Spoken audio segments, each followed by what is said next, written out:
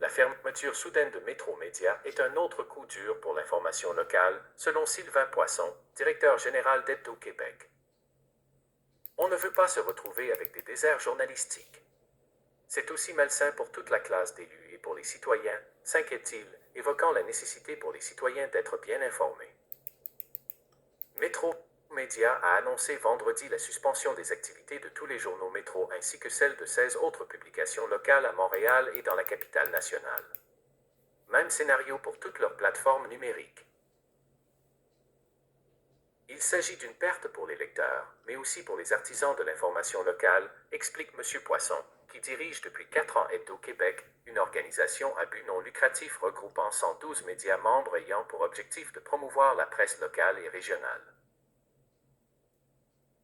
Annick Charette, présidente de la Fédération nationale des communications et de la culture, estime que la presse est en danger de plus en plus avec des actions inconsidérées comme celle de Meta.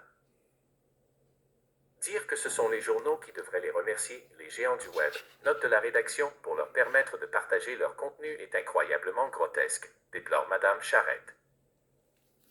Si la décision de Meta de bloquer les nouvelles canadiennes sur ses plateformes, Facebook et Instagram, est d'abord une réponse à la loi sur les nouvelles en ligne adoptée par Ottawa, elle nuit en premier lieu aux médias d'information.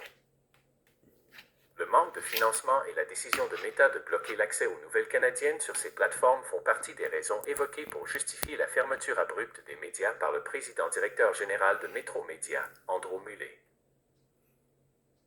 Alors que des experts voient dans la fermeture de Métro Média un autre signe de la fin de la presse écrite locale au Québec, M. Poisson demeure optimiste. Fin du Publisac. La fin du Publisac, mesure mise en place par la mairesse Valérie Plante, a aussi été pointée du doigt par M. Mullet.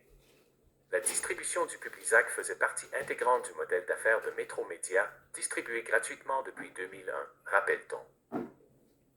Dans une déclaration écrite, la mairesse indique que les médias locaux sont essentiels à notre démocratie et que la discussion nationale qui s'impose ne porte pas sur le modèle de distribution, mais bien sur le mode de financement.